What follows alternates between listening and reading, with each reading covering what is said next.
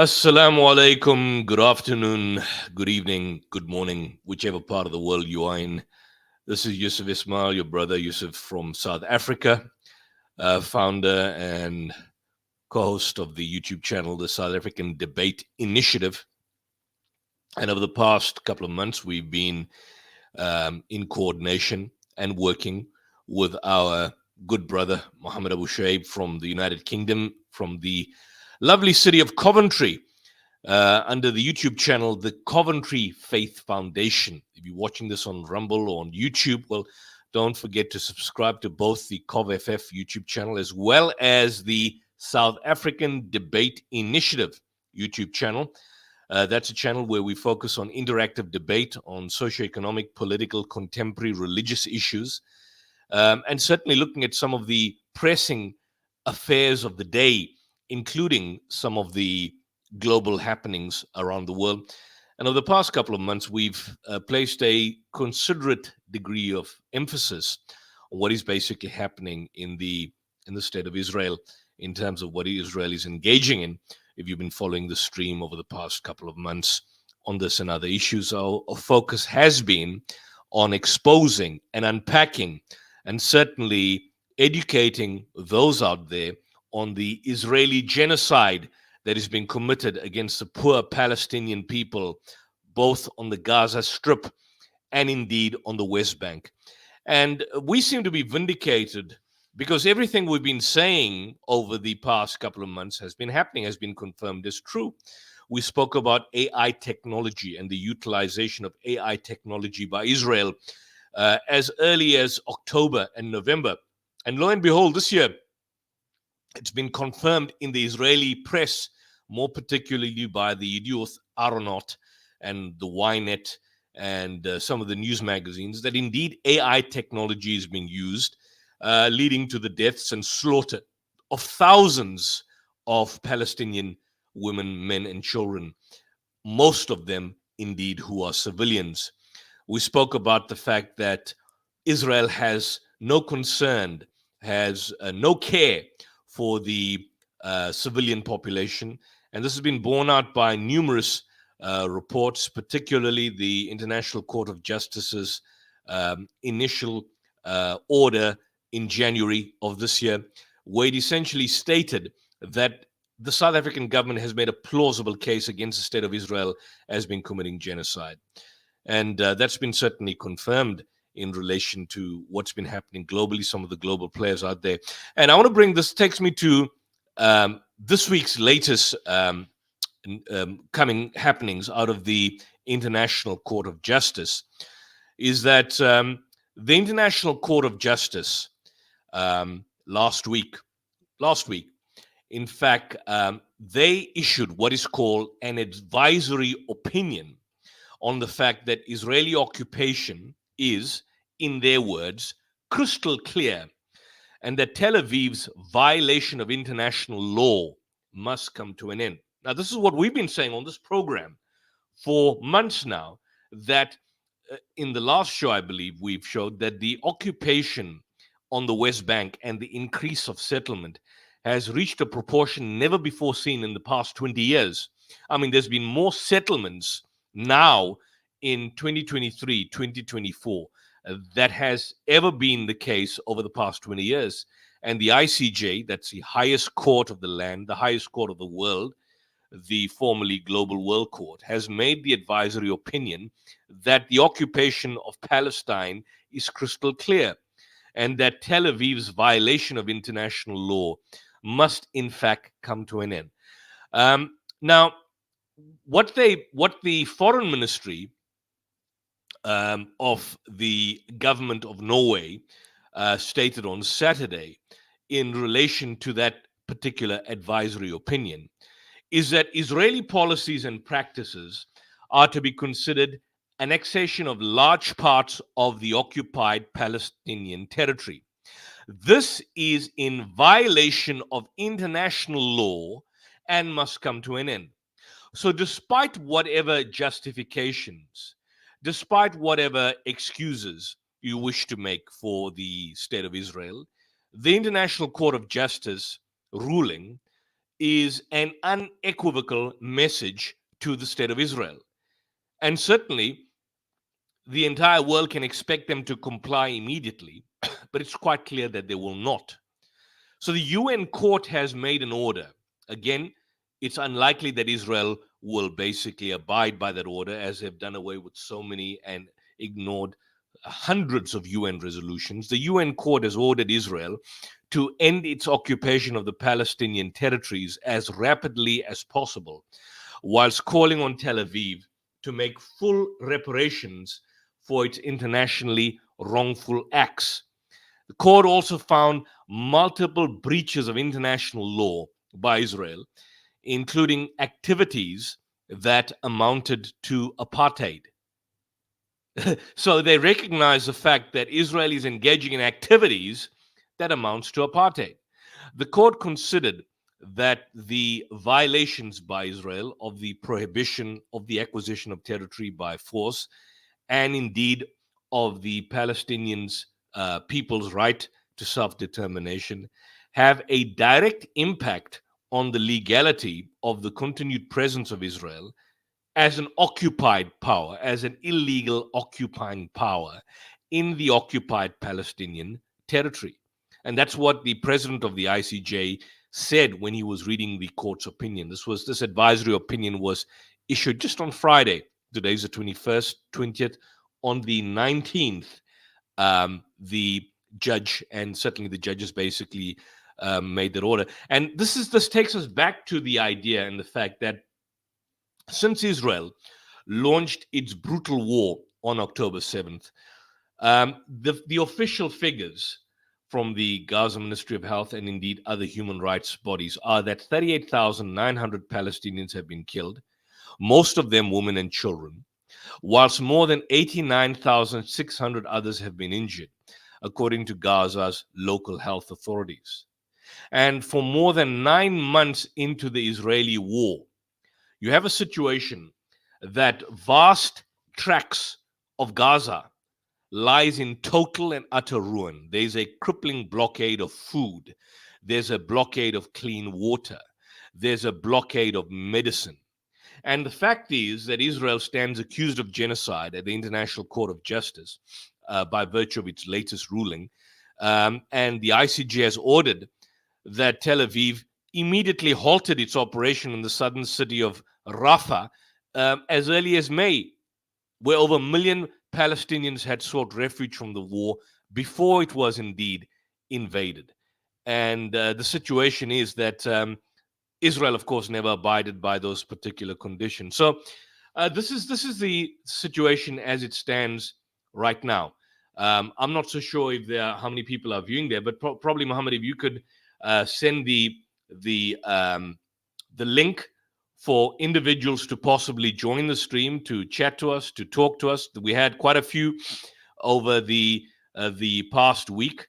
On the last occasion that we were speaking, there were individuals that had come on that had basically abused us, that had used the 4-letter word on us, that had made all kinds of engage in all forms of abusive conduct and abusive pattern, and couldn't debate. So they couldn't debate. And so in the process, as a result of not having the ability to debate, they basically engaged in ad hominem.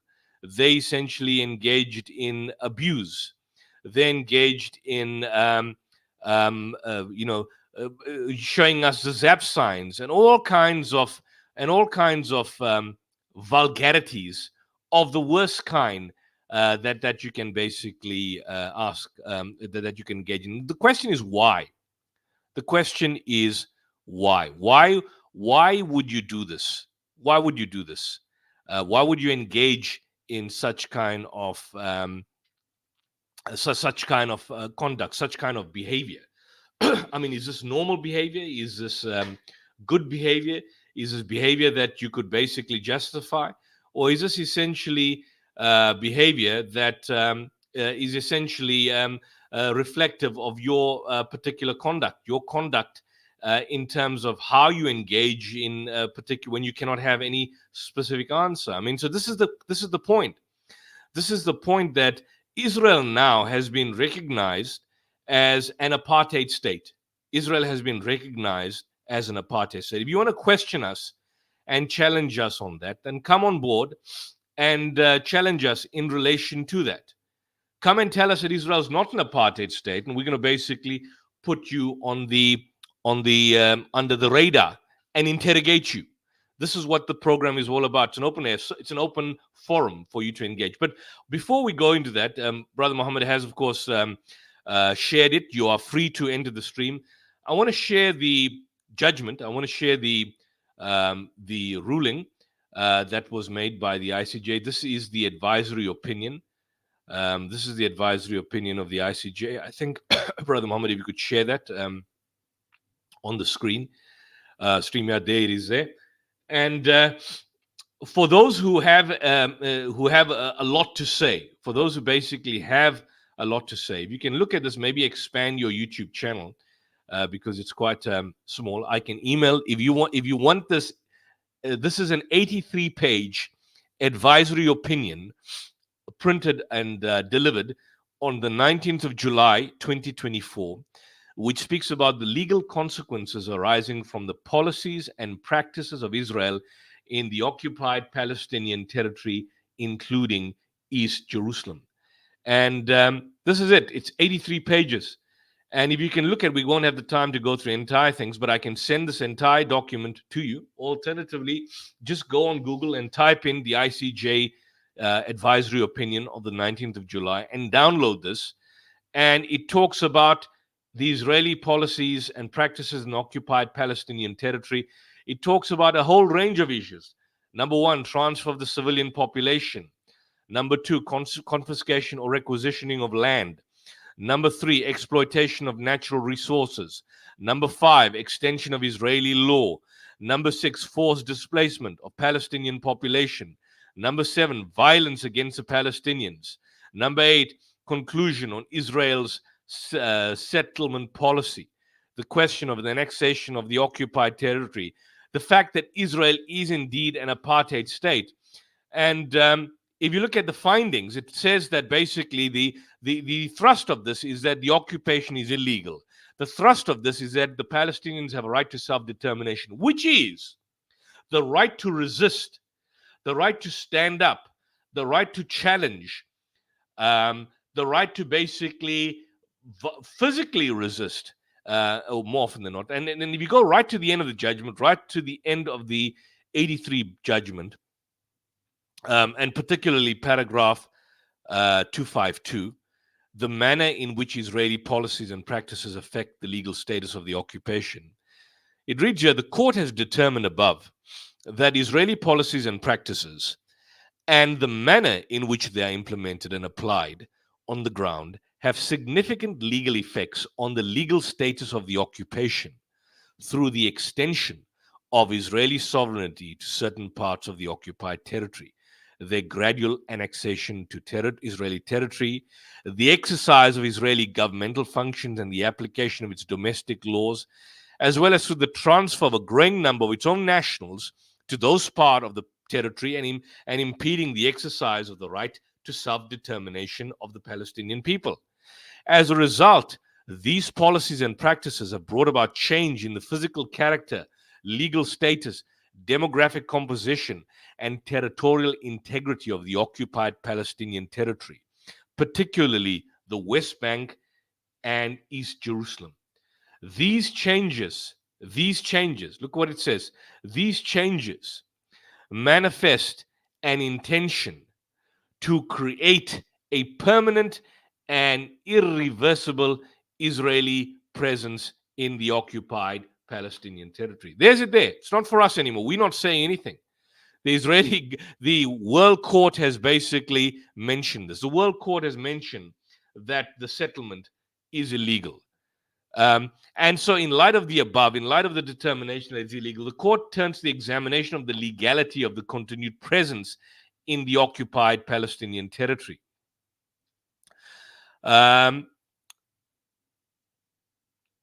Some participants have likened the proceedings to legal consequences for states of the continued presence of South Africa and Namibia, the apartheid South Africa. The participants have argued that South Africa's continued presence could be viewed as illegal, that Israel's occupation illegal violates international law. It goes on to say the illegality relates to the entirety of Palestinian territory occupied by Israel in 1967. This is a territorial unit across which Israel has imposed policies and practices to fragment and frustrate the ability of the Palestinian people to exercise its right to self-determination, and over large swathes over which it has extended Israeli sovereignty in violation of international law. The entirety of the occupied Palestinian territory is also the territory in relation to which the Palestinian people should be able to exercise its right to self-determination, the integrity of which must be respected. And what's the most point? Look at paragraph 2.64. The court emphasizes that the conclusion that Israel's continued presence in the occupied Palestinian territory is illegal. It says it is illegal. The ICJ says this. Does not release it from its obligations and responsibilities under international law, particularly the law of occupation towards the Palestinian population and towards other states in respect of the exercise of its powers in relation to the territory until such time as its presence is brought to an end. It is the effective control of a territory, regardless of its legal status and international law, which determines the basis of the responsibility of a state for its acts affecting the population of the territory or any other state. And so the point is that what the ICJ has held now, that Gaza is illegally occupied. And don't be an idiot to say, oh, the settlers have left. Oh, there's no army there. The determination of there is no military presence, but if the fact that there's no military presence doesn't mean there's no occupation. The land is controlled. The airspace is controlled. The water is controlled. The food calorie intake of every Palestinian is controlled. There is no airport. Whoever goes in is controlled. Whoever comes out is controlled. Israel controls the entire Gaza Strip to this day, although it's superficially told its settlers to leave. So stop coming with these lies and filthy Israeli propaganda to say, oh, well, look, they've left. What garbage is that? So under international law, Gaza is not a country. Gaza is still under occupied territory. So if Hamas basically entered the kibbutz Be'eri on October 7th, which they did, that was not one country invading another country. They were just simply going into a portion of a land which is from and coming out from a land which a nation state is illegally occupying. So Israel is the illegal state that is illegally occupying Gaza Strip. It's not one sovereign territory entering another sovereign territory. Most of these individuals from Hamas and some of these Palestinians were simply entering territory like the kibbutz Be'eri and so on, which were formerly known. These were Arab towns. These were Palestinian towns where these Palestinian people were massacred and slaughtered during the Nakba of 1948 and were kicked out of these particular areas. So it's not a question of going into a foreign territory and invading a foreign territory as if Britain is invading Israel or Britain is invading France or anything along that particular line. This is something which is essentially illegal under international law. Illegal, wrong, consequentially immoral. And so what you've got here is the legal consequences for the state for the continued presence of South Africa. This is the judgment. This is the ruling. This is basically the ruling that you've got here. And I urge people to have a look at this. I urge people to read this. I urge people to have a look at it. And these are the findings. These are the legal consequences with regards to the territory. And of course, eventually you had a case of the judgment. There was the order. There was the order that was basically passed. And again, the majority of the judges that made the ruling for these reasons found, number one, that the court has jurisdiction to give the advisory opinion. Again, you had in favor 14 votes against one, the Ugandan judge. Number two, the They were in favor that the state of Israel's continued presence in the occupied Palestinian territory is unlawful. It's illegal. 11 votes to 4. Israel is under an obligation to bring its end to the unlawful occupation. 11 votes to 4. By 14 votes to 4, the state of Israel is under an obligation to cease immediately all new settlement activities and to evacuate all settlers from the occupied Palestinian territory. So that's the situation there. So, Brother Mohammed, I don't know if there's anyone out there that can join us in the stream. We are willing to chat to them. We're willing to talk to them. Last week, we had a number of individuals that were aggressive towards us, abusing us. Come on board. Come on board and tell us why you don't think that Israel is an apartheid state. Why you don't think that Israel is an apartheid state? Why don't you think Israel's on the path to genocide? Why don't you think that Israeli leaders are engaging in the worst kind of inflammatory language against the Israeli population, against the Palestinians, inciting cases of genocide, inciting cases of killing, inciting cases of mass murder? This is a situation. This is a reality that we see on the grassroots level, and this is what people need to talk about. What people need to unpack and indeed look at. And here we've got a situation now in the United Kingdom where your own British MPs are calling for support in helping the ICJ and the ICC to uphold international law. The video, and you can then have a look at it to see how accurate this is in fact. Let me just share this particular screen. I'll take out this judgment. I'll unshare this particular. Let me go to my StreamYard and let me just share what some of your MPs are now stating in your own British Parliament. Let's look at this. This is a video that was just recently where British MPs are in fact calling support in helping the ICJ and the ICC implement its particular ruling. Have a look at this. Let's play this. And let me expand this. On UNRWA, whose work I know well, and which saves lives in the face of unbearable horror, and whose work we must be careful of believing misinformation about. Earlier this year, in one of the only hospitals still functioning in Gaza, I met a mother whose child had been injured by an Israeli airstrike. She asked me to tell the world what was being done to the Palestinians of Gaza. With almost 40,000 killed, she assumed we didn't know. Because if we knew, surely we would have acted to stop it. Does the Foreign Secretary agree with me that as well as an immediate and lasting ceasefire, accountability is essential in upholding international law, and that the International Criminal Court and International Court of Justice are doing vital work on Israel and the occupied Palestinian territory, which must be supported and acted on? And will he meet with me to discuss such issues? Well, I'm very grateful to my honourable friend and many in this house. That's your UK Foreign Secretary, David Lammy. If you want to call an Uncle Tom, a modern day Uncle Tom, you had modern day Uncle Toms like Colin Powell, and I forget the guy at the United Nations presently. But David Lammy is your Uncle Tom, modern day UK Uncle Tom.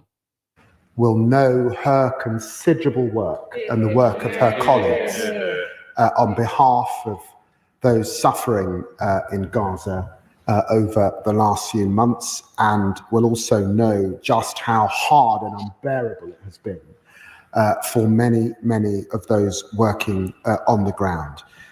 She makes an important statement about the independence of the work of the ICC and the ICJ.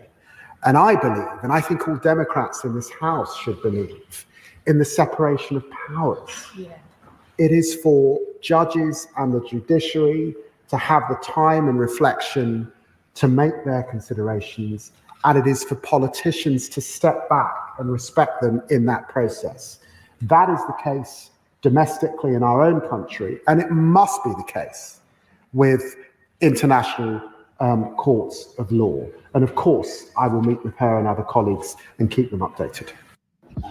So, question again then, is all sound and fury, as Shakespeare would have it, signifying nothing. So it's a kind of a superficial allegiance to international law. It's a superficial allegiance to what is basically going on. I mean, your British government, whether it was basically on this Indian guy, Rishi Sunak, little Rishi Sunak, the short man, or now Keir Starmer. Keir Starmer was an individual who basically supported the siege. And like we said, there was this scumbag that came on Tuesday, or when was it? I can't remember now. Tuesday or Monday or Sunday last week, who had the audacity to say, look, he hasn't seen a picture of blown up heads of babies. I mean, there's thousands. YouTube obviously will censor it if we should. We have basically shown a couple in the past, but this guy has his head stuck in the sewage pit or either in the toilet. Because just a day ago, you have a situation where Israel, for example, just a day ago, they struck a Gaza school. There's so many strikes, so many bombing campaigns, leaving a 5-year-old Palestinian burnt. Was this accidental burning or what? Have a look at this. And I'll just share the screen for the viewers to basically see. Have a look at this.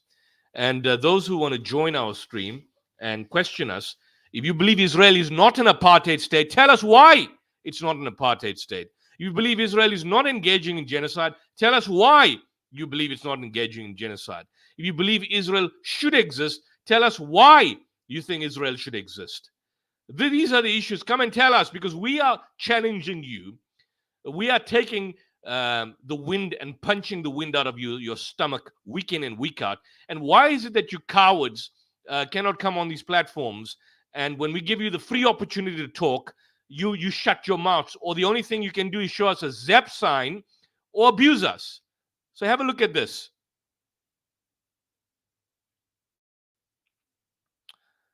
Here we are. Israeli strike on a school leaves a 5-year-old burnt. Have a look at this. This is there. I'm going to expand the screen. Have a look at this, you miserable Zionists out there. Have a look at it.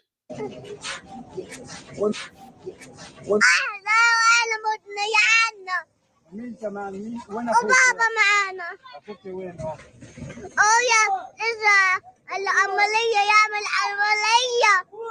لا يعمل عملية. منها اليهود ضغوه. Israelis shot their father. Why? Was he a Hamas militant? أخوه. لا نتدخلوا. موتونا. يا رب. بابا بالجنة. يلا عم بابا يلا بس. ايش صار معك يا عم احكي لي؟ بابا مات. وبعدين بابا بس ونزفه. 5-year-old burnt in an Israeli strike. Her father's dead. Mother's dead. Family's dead. أين الدعوة فينا؟ قلت له وين فيكم؟ الله يا رب. وليش بابا مات؟ Why did my dad die? أدم من بابا لا يا ولا الله ما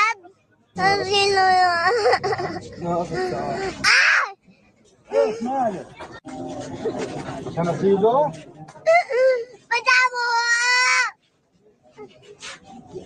وين بابا؟ This child is saying, look at what this child is saying. I mean, at 5 years old, as a 5-year-old, do children talk like that? I want to die. The kids are in a depression. Look at what she's saying. وين بابا؟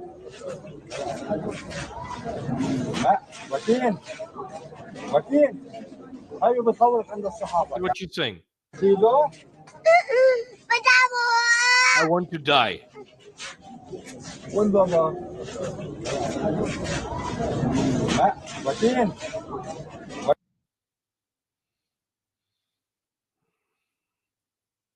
I mean, I'm sick of this. I'm sick of people making all kinds of excuses. That was 1 day ago. That was 1 day ago. I've lost count. I've really lost count that every day there's something new. Some massive incident happens and people are just sitting aside. That was 1 day ago. Look at 2 days ago. I'll share this 2 days ago.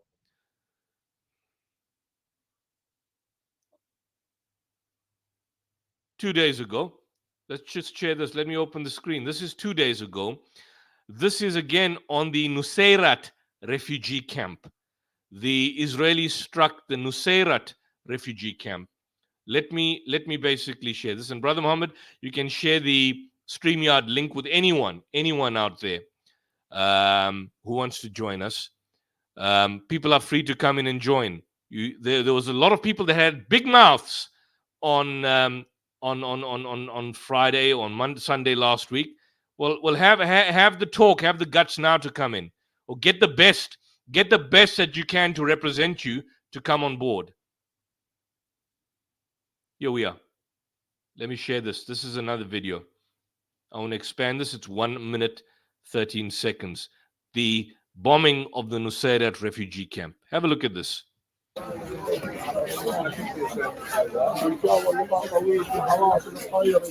حسبي الله ونعم الوكيل يا الله حسبي الله ونعم الوكيل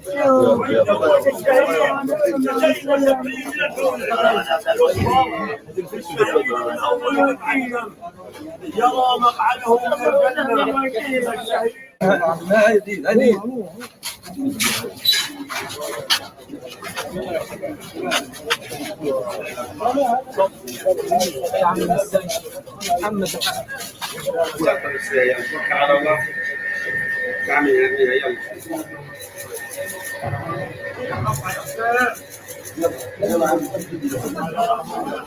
السلام يا هبه مع السلامه مع السلامه يا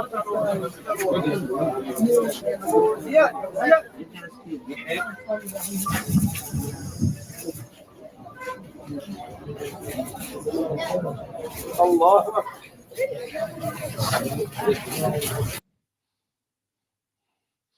So that was on the Nuseirat refugee camp. I mean, one could go on. These images are horrendous.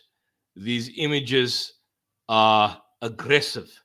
And you know, I think was it last week we have repeated cases of calling for the hostages to be released. And most of these hostages that are in fact being released by Hamas are in fairly good condition. They are in fairly decent condition. Contrast that with some of these hostages that are being taken by Israel and the conduct and the situation after they're being released from these Israeli torture dungeons. Have a look at this. Have a look at this. Have a look at this. I'll share this. I'll share this with you. Have a look at this. This guy here, he's a Palestinian detainee. He was released last week Wednesday being the 15th, 17th of July. He was in Israeli dungeon for about 65 days. 65 days. That's about approximately 2 months. Only 2 months. Some of the hostages have been released by Hamas were released after 3 or 4 months. Fairly good condition. This guy was in Israeli captivity for 65 days, only 2 months. And I want you to contrast his condition with the situation of some of the Israeli hostages. Let me share this to show you what this guy and what the Israelis are all about. Yeah, look, if people don't want to turn their camera on and they want to be cowardly, or maybe we respect them, they don't want people to see who they are, that's fine. That's fine. So don't turn your camera. Muhammad, leave him. Let him not turn his camera on. Leave his camera off. If he wants to remain anonymous, let him remain anonymous. I'll question him. But they will not get the same treatment that they will get if they're open and candid and public with us. They will not get the same kind of treatment. If they're open, they give their names, they are transparent, they'll obviously be treated accordingly. If you're closing yourself, you're shutting yourself off, and you are not transparent, then of course don't expect equal measure behavior from us. So let him be. He can come on shortly, but I just want, before he comes on, I want to share this particular screen, which contrasts the situation of the Israeli hostages taken by Hamas with that of the Palestinian hostages kidnapped by Israel in relation to that. I see there's something going on in the private chat with these scumbags. I don't know who this guy is, but if he wants to come in, we can come in, bring him in. If he wants to humiliate himself and come in, that's fine. But let me just play this first, and then we can essentially deal with him. You know, sometimes it's good if they come on the show and they start swearing and the abuse. What it does is that it shows the divine seeker. Wow. It shows the behavior. It exposes Israel. They're actually doing a good job in exposing Israel for what a scumbag state is. So we may have him on. His name is Divine Seeker. We have, what's this guy's name? Last week we had one chapter called Only Scripture, Sword of Christ, Divine Seeker. Well, maybe his search will be perpetual. But let him look at this. Look at this. Share the screen. Brother Mohammed, I've got it there. We can just put this up, and I'm going to expand this. This is the released Palestinian hostage. Listen to what he says.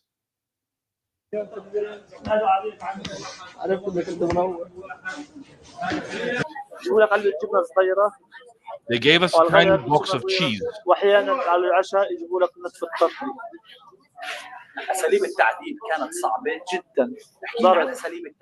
أساليب التعذيب كانت متنوعة. من ضمنها لما بدك يقولوا أو لما أخذوني ضرب على ظهري، ضرب مبرح، ضرب المبرح، يعني بقى ظهر السلاح.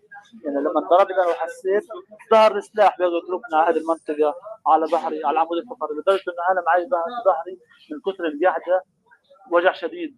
عد شوية بدي أخليهم يفحصوني، وإذني مسددة إلى 10 أيام. بقول للدكاترة وللإدارة في السجن، بقول لهم عينيا بيجعوني ودنيا بيجعوني، ما يرضوش يقولوا الدكتور.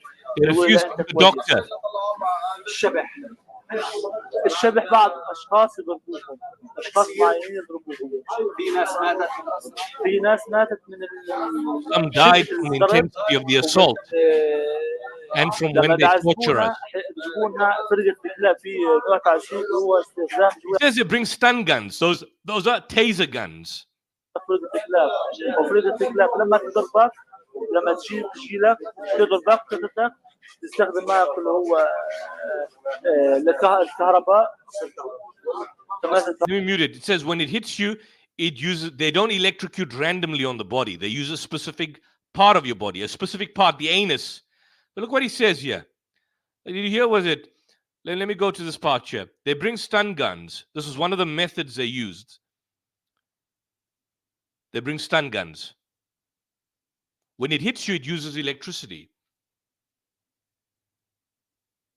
That's one of the methods. They don't electrocute randomly on the body. They use a specific part of your body, a specific part, the anus. Did you hear about someone getting gang raped? No, I didn't. In all honesty, I didn't hear about that. How was the sleep? Sleep was terrible. You had to sleep at 11 to 12 p.m. and wake up at 5:30. From when and where did they detain me 65 days ago? Look at his eyes in northern Gaza from one of the shelters there. Near Jabalia, the refugee camp which they bombed. So can you see? Now contrast that. I want you to contrast that with, here we have here, I want to show this to you. This was a lady, girl basically, that basically speaks about her experience with Hamas. Look at what she says. I want you to contrast what that guy was saying with what she's saying. And I'm going to share this here. And you listen to this and you look at the difference between the two. Now, here's this female Israeli hostage. And she's the one that was captured by Hamas. Now, contrast her position with that of the Palestinian hostage. Have a look at her. I've shared it. I'm going to expand it. Listen to what she says. And tell me if they were raped or abused, as some of the scumbags said. אמרתי לנהג, אמרתי לו, just together, כאילו תשאיר אותנו רק ביחד. הוא אמר לי, בטח, בטח. ובאמת, נשארנו ביחד, באופן מפתיע.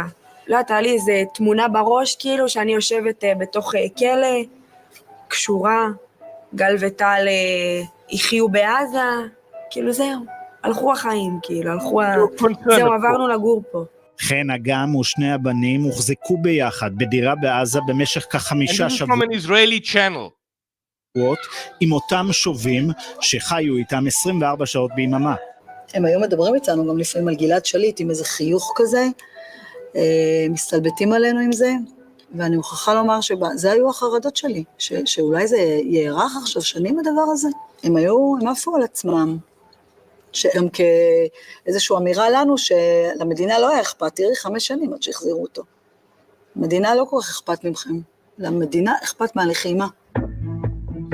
They were having a conversation with the Hamas captives who stated that Hamas was telling them Israel really doesn't care about them, which is true because Israel is killing their own hostages, bombing their own hostages in Gaza, not concerned about getting hostages back or getting a negotiated peace deal, nothing. צריך לבקש אישור כדי ללכת לשירותים. חמם, ואת הולכת. או היינו מתהלכות לפעמים, והיינו מבקשות ללכת, לחילוץ עצמות, להניע את הגוף. הם היו אומרים לי, אם את הולכת לסלון, תגידי לי שאת הולכת. והוא עושה איתך כושר. כן, לפעמים פשוט היו יושבים ובואים בנו. לא היה מצב כמעט שאנחנו היינו לבד, היו שנים מאוד קרוב אלינו. אני ממש חששתי מהאפשרות שיבואו לחלץ אותנו באיזה מבצע צבאי. אני ממש דאגתי מזה, כי אני חשבתי על זה, כי הם כל הזמן היו צמודים אלינו. גם את עשית כושר. כן, קצת. מה המחבלים אמרו? Exercise little. אמרו לי בראבו, שזה חשוב מאוד שאני עושה את זה. הם הצטרפו כאילו? הם גם עשו כושר? לא. אבל כן היו הורדות ידיים. כן. את ואני עשינו, ואז אני ניצחתי אותה. בגלל שהגם כל הזמן עושה כושר, אמרו, רגע, אם חן ניצחה אותה, אז בוא נעשה איתה. ואז אחד מהם היה צעיר, עשה איתי הורדת ידיים, אבל הוא הביא מגבת, כדי לא, כי אסור לו לגעת בי. You see, she speaks about the fact that one of the Hamas militants wanted to arm wrestle, and then what he did is he didn't touch her. He brought a towel between himself and her on the hand, not to touch her, not to violate in any way, shape, or form. Look at what it says. שי מאוד... And this is what she says. She says, this is what this Israeli girl is saying about how the Hamas treated the female hostages. שי מאוד... For them, women are sacred. אישה היא קדושה שם. Women are like queens.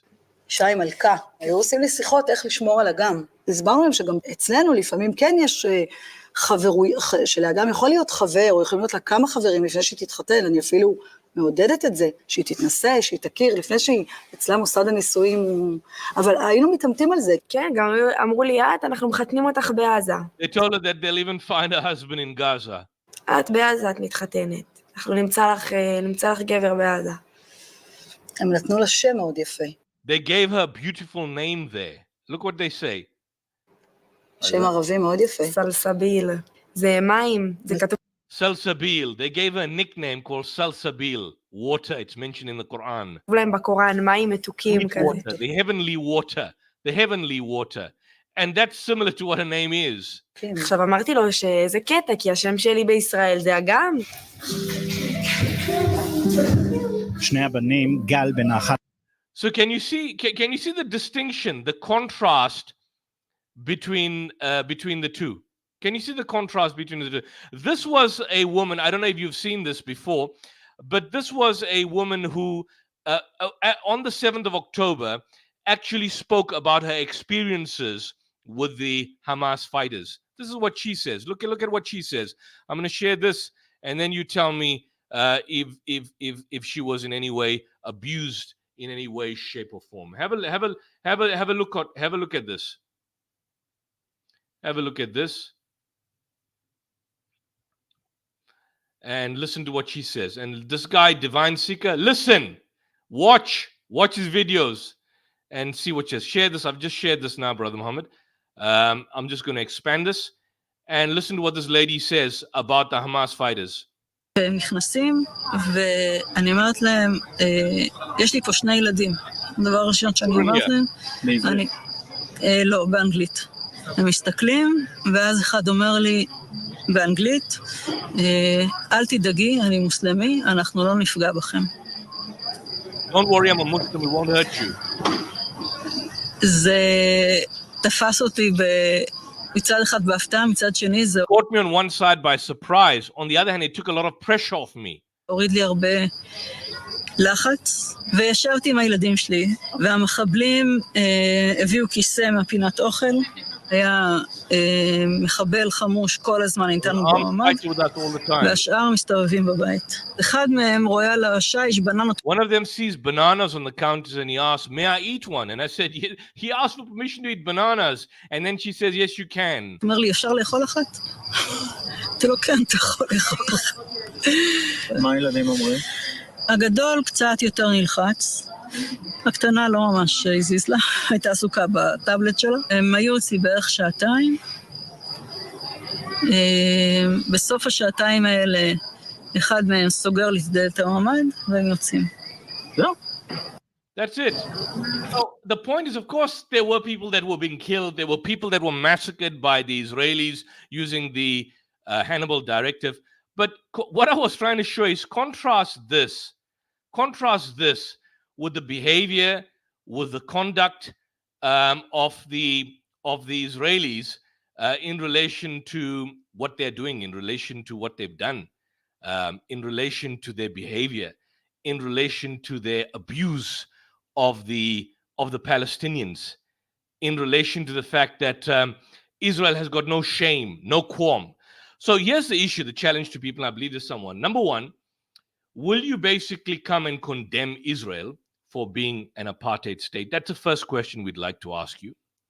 Number two, will you come and what's your view on the recent advisory opinion by the International Court of Justice, which states that Israel is engaged in illegal occupation? Number three, what do you say about the order of the ICJ in relation to my government, the South African government, which brought an application against the state of Israel, the bastard state of Israel, which described it as a state engaged in genocide, and the ICJ stated the state is plausibly committing genocide. And number four, what do you state about the fact that right now we have Israeli death squads that are not just bombing Palestinians and from the air blowing them up, blowing disabled people up, killing disabled people, but also, for example, shooting them in cold blood, like the Al-Shadi Abu Ghazala school, like in some of these schools where there are strikes, the Al-Shifa hospital, they were shooting them dead. They were blowing people up. They were basically they were digging up graves, and the tractors were basically going over these dead bodies. Worst kind of Nazi atrocities that you see, and you've got the audacity to say Hamas is committing Nazi atrocities. Shameless. So, Brother Mohammed, if you're on StreamYard there, who is here? Do we have someone? Brother Mohammed? Do we have someone? I am the coward still here waiting. Do we have someone? Hello? Brother Mohammed, bring him in.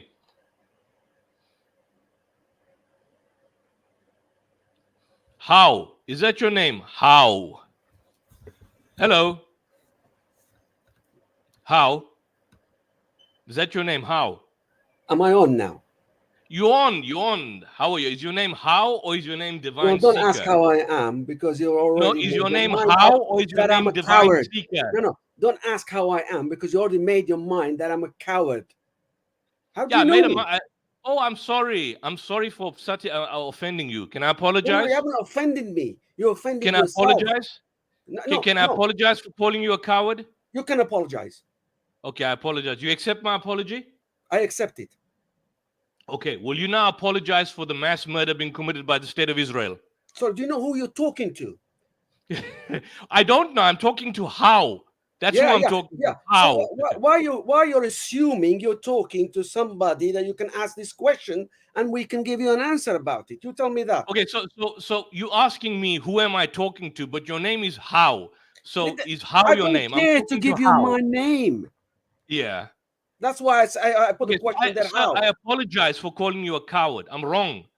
I was wrong for calling you. I apologize. Sincerely, I apologize. You don't know who I am. You don't know me from I don't know Adam. who you are because your name is How, or your name No, is it's Divine. not my name. Your name is Divine Seeker. Well, tell me your name. It's not my name. Okay, what is your name? I don't care to tell you my name. No, So how do I care to can show I you know my your face? name, brother, if you don't care to tell me my name? You say you don't know who I'm talking to, but you don't tell me who your name is. My name is not going to tell you who I am because you don't Okay, so know then me how from are you Adam. attacking me for not knowing who you are? I don't Why do know you who care you for are because my you don't tell name? me who you are. Why do you care for my name or my Okay, face? I don't care for your name. Your name is Good. How. So How, I'm sorry. Firstly, I want to say I'm sorry. How I I'm started sorry this because sorry this is for saying you're a coward. that's You're not, not a just coward. stop apologizing. You're a brave man. I'm not You're a interested brave man for in coming on the show. sincerity. How is this happening? How is this happening in this day and age? That would be my first word to use. How is this happening under the nose of the Ummah? Absolutely. I apologize, So, brother. yeah, you should apologize because you really don't know who. I will fucking swear. Yeah. You see, this is the behavior. I don't understand, really. Someone comes on this forum, and you should have kept him on, Brother Mohammed, really. Yeah, you don't know who I Keep him am. on. So the reason I So swear, you want to swear? You want to swear? Are you swearing for Netanyahu? That's what you Are going you to swearing get. for Netanyahu? When you talk, Yeah. what you're gonna get. You're asking for it. Okay, so are you swearing for and on behalf of Netanyahu? I'm swearing on behalf of what's happening. Why is it happening? How is it happening? How is the Ummah, 1.52 billion Muslims around the world, as you say, sitting down and allowing this to happen and not doing anything about it, and expecting America, the West, the ICG, the BCG, the CCG to do something about it? How is this happening? I agree, brother. You see, we are in agreement. I agree. I agree that the Muslim world is sitting back and doing nothing. I agree entirely. If Muslim armies enter Israel, South Africa raises this with the international my country, my which country, Islamic, me, I know, my and country. Ahmad Didat's country and all of that. Yes, the apartheid country. So how is it? How is it this Muslims world that you want to talk about not doing anything about it? Apart from the Shia, the Iranians, the rejects of Islam. I never. So are you done? Are you done? I'm not done. But you're not done. Okay, tell me, when are you done? When are you done? You can talk. You can interrupt me anytime. I'm not okay. privy to No. But you made a point. You see, now we're in agreement. You started off on a bad note, but now we're in agreement. No, you started on a bad note by calling me a coward, by saying I'm in a box, assuming that I'm some kind of not. I assumed. You know why? You know why? You know why I called you? Because we had someone on last week. Similar. He called himself Divine God or Christ of King, and he had these funny names, How, Sola Scriptura, and he started abusing us. So that's why I thought he was back. So he came now under another name. That's why I call it. But then I apologized. Hold on. Then I apologized. You see, then I realized it's not him. Then I apologized. I asked for your forgiveness, and then you forgave me. So why are you going back to something which is not an issue? Now here's the situation. You raised a valid point, which I agree. How is this happening? And the Ummah is sitting back. This is what me and Brother Mohammed of the Coventry Faith Foundation have been talking about for months. If you look at all the Dawah channels in the UK, in different parts of the world, how many are having regular discussions and talks and creating the awareness on this kind of issue? Very few. Most of the challenge and critique against the state of Israel is done by non-Muslim activists and people out there. But many of our Dawah channels and groups and organizations are doing nothing. Our Muslim leaders are doing nothing. I agree with that. And this is prophetic of a hadith where the Prophet ﷺ said there will come a time when you will be, the entire world will be proverbially sitting around like eating a meal at a dinner table. And the Sahaba asked the Prophet, how is it? Well, what will our condition be? And he says in a manner of speaking, I'm just paraphrasing the hadith, that you will be many in number, but you'll be like the kind of the ocean. or the foam or the rubbish of the ocean, in a manner of speaking. So I agree with that. This is the problem. So they're not doing anything. We are not in leadership. Maybe if you were if you were in leadership, we would have come to you and said, look, do something, get these Muslim armies, enter Israel, invade Israel, get rid of the entire administration of the Knesset, put them away, get rid of them totally, and have one single state. You have one state. Those existing Jews who are there, well, we'll be fair with them, but you have one country, everybody gets a vote, and then eventually you've got a government of national unity, which represents the interests of the people. The Israeli administration goes, the Knesset goes, Netanyahu and his gang of Smotrich, they either go to the guillotine or the Hague for war crimes. All of that would be happen. But unfortunately, you are not in leadership. You've got other people out there in leadership. And this is the reality with Muslim nations. The Muslim leaders are themselves oppressing and persecuting the Muslim population. So if that is the case, how can we expect them to do anything for us? It's the Muslim Ummah that needs to do. We need to galvanize ourselves. We need to be more united. We need to not have these squabblings and the bickerings between us. And then we need to stand up as a collective unit and challenge the status quo, not just of Israel, but of the imperial West.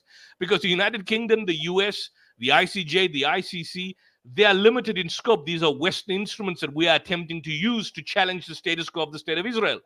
So that's my answer to you, brother. Are you happy? No, how can I be happy? It's happening. Of course, but this gives you the issue. So you see, we agree with each other. We agree with each other.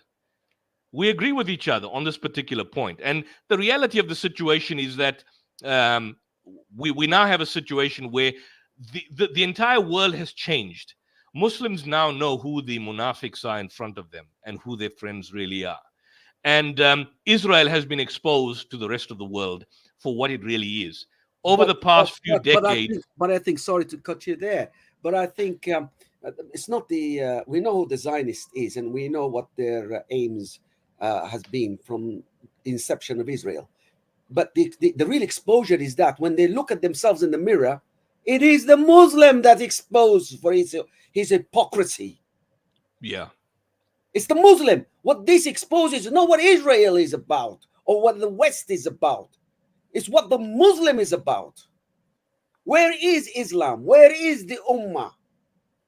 To help the Palestinians. I'd like you to name me any Muslim country or any group or any party that is actually doing anything about this apart from the one I named. Iran, Shia, Hezbollah, Yemen, Shia Yemen, not Shia Sunni. Hamas is not Shiite. They're obviously they're in partnership with Iran, but Hamas and the Al-Qassam brigades, they are not Shiite. They are Excellent. Sunni. Thank you for making that correction on me. So they are actually getting help from the Shia. So yeah. at least they're saying this is where we can get the help from and we can defend our brothers across the border. But what is Saudi Arabia doing? What's Jordan done? What any other Islam, well, I won't call them Islamic countries. There are no Islamic countries per se. Nothing. And yet you allow to be, the Muslims allow themselves to be led. Led? I don't. You're not I don't led. You're not led. The Muslims are not led by anybody or anything, let alone by themselves. I don't know if you've watched this for the past couple of months, but this channel is apolitical, meaning we don't support any Muslim regime out there. We don't give bayah or allegiance, if that's what you're asking for. There's no khilafah that we are giving allegiance to. There's no country that we're giving. I'm in South Africa. This is a South African. I'm a South African. Brother Mohammed's in the United Kingdom. We don't hold any allegiance to anyone. We look at the geopolitical situation around the world, and I'll be honest, I can't refute anything that you're saying. I agree with that. I wouldn't like to, but I wouldn't like to agree, but I have to agree that this is the reality of the situation. None of them are there. Most of them are wanting to do deals and trades and certainly increase their relationship with Israel. The 2034 World Cup, you know, the 2034 World Cup, it's the country that will be hosting the 2034 World Cup has already been appointed long before, more than a decade before 2034. It's Saudi Arabia. And this is a reality of the situation. So they'll be hosting the World Cup. They'll be opening the borders. There'll be consumerism. There'll be materialism. There'll be everything going on. And of course, they want to establish partnership with the State of Israel. And many Muslim countries want to do the same from a strategic point of view, from their perspective. But the populations, the reason why there is no collective unity is, number one, Muslims are involved in internal bickering. And number two, there is a situation in terms of which populations are in fact persecuted. The Muslims, unfortunately, are persecuted more often than not by their own so-called Muslim governments. So what are we going to do about that? The least we can do is stand up and create an awareness. That's what channels of this particular nature do. We don't go up and support and promote any government, whether it's Iran, whether it's Saudi Arabia, whether it's Syria or Russia or Indonesia or Malaysia or the United Kingdom. We don't support or promote any government. That's been our policy. So by you coming on and saying, where is the Muslim Ummah? Where are we? That's a question we've been asking now for several months on this platform. Where are the real leaders? And a lot of people have been asking the same question, that we see children being slaughtered daily. Where are the leaders? Why is there no response? Why is nothing happening? I mean, you've got these this huge conglomerate of leaders around, from Africa right to the Pyrenees, going into Central Asia. If them collectively could come together, they don't want to get involved. They're afraid of possibly World War III. They're afraid of possibly their own populations rising up against them. And so they do not want to rock the boat. They're afraid of possibly that the United States, via the CIA and intelligence services, if they get involved, will create insurrection in their own countries and destabilize their already existing leadership powers. So that's the reality of the situation. What we can do, what I can do, I'm not a politician. I'm a lawyer by profession. Brother Mohammed works. He's involved in social activism, in social care. He's got a channel. All we can do is create the awareness and educate people out there and try and create a greater general level of discourse so people can basically confront the propaganda we see out there. I don't have control over MBS or Assad or the leaders in Pakistan, the corrupt leadership of Pakistan that have put into jail Imran Khan, or leaders in Indonesia and Africa. The least we can do is what we talk. This channel is for that particular purpose, creating a level of discourse, exposing Israeli genocide, confronting and breaking down the Israeli propaganda, and at least creating awareness for the Palestinian cause. Maybe we were in Palestine at some point in time, we would have joined the resistance physically and taken up armed struggle against the state of Israel. But we're not there. They won't let us go in. If I were to arrive in Tel Aviv, if Brother Muhammad were to come and enter or go to Jerusalem, they'll probably arrest us. So this is the reality of the situation. So we need to create this discourse where people can agree with us, create levels of unity within the Muslim leadership. There's a lack of unity. There's a lack of unity on so many levels. Forget just on the political level, but even on basic fundamental matters of faith, there's so much of degenerates amongst us. So this is a reality, my dear brother. So the highlight, the thing that needs to be highlighted here is who is for Palestine. Can you name them? Who is fighting for the Palestinian cause? Who out there is really doing what you say you want to do if you were able to be to go to Palestine and take up arms? Who is there doing that now? Name them. Don't be ashamed of them. I'm not ashamed of them. Why would you think I'm ashamed of them? Name them. Name them. Name them. I'm in agreement. You won't name them. You will not name them. Name them. I can't name them. I can't. Let me just tell you this. You see, okay, Egypt. Okay, I understand. If you name Egypt, them, let me make the point. Clearly. People will say Egypt, you support them. People will say you support them. So, Egypt, but let me finish the point. Egypt was the first Arab state to recognize Israel diplomatically in 1979 under Sadat with the signing of the Israeli-Egypt Treaty. It was then followed by Jordan with the Israel-Jordan Peace Treaty in 1994.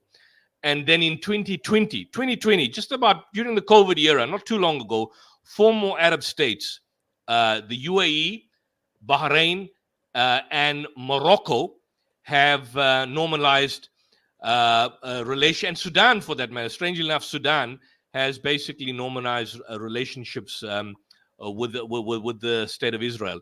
And then, of course, you've got the Saudis, the Saudi-Israeli relation. They claim to basically be somehow or the other fragmented. They've never formally entered diplomatic relations.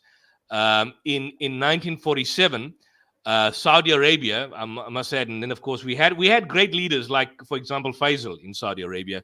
But in 47, Saudi Arabia, they voted against the United Nations partition plan. So give them credit for that. And as the status goes, they did not basically recognize Israeli sovereignty.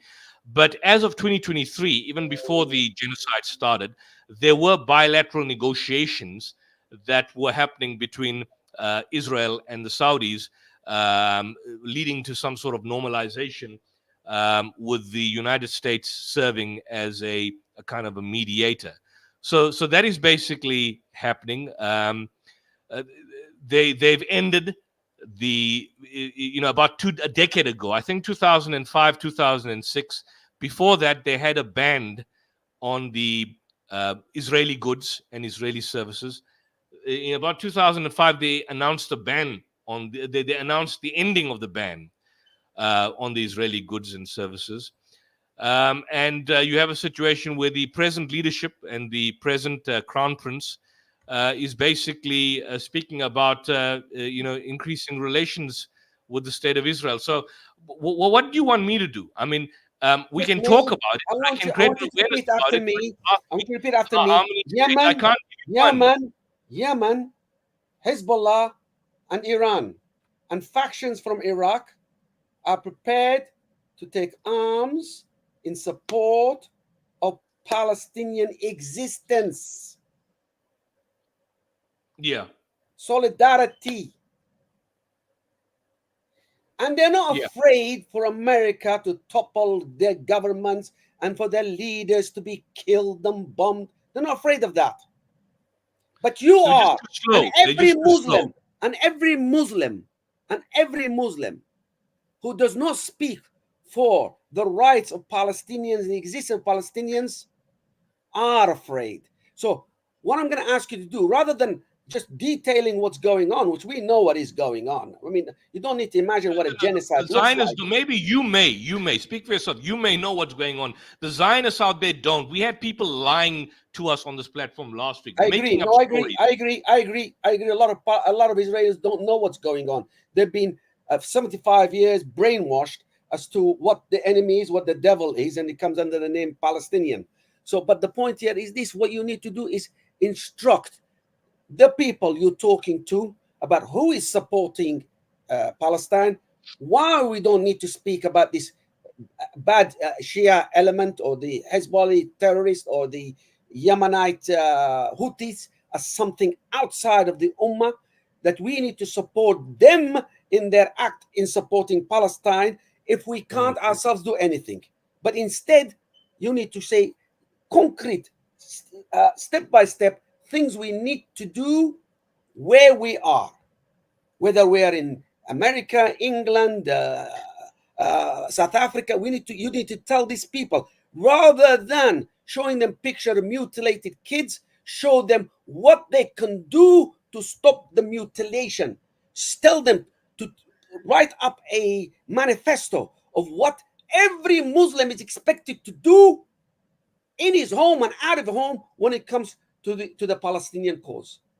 But there isn't. So you ask a Muslim, he said, what can I do?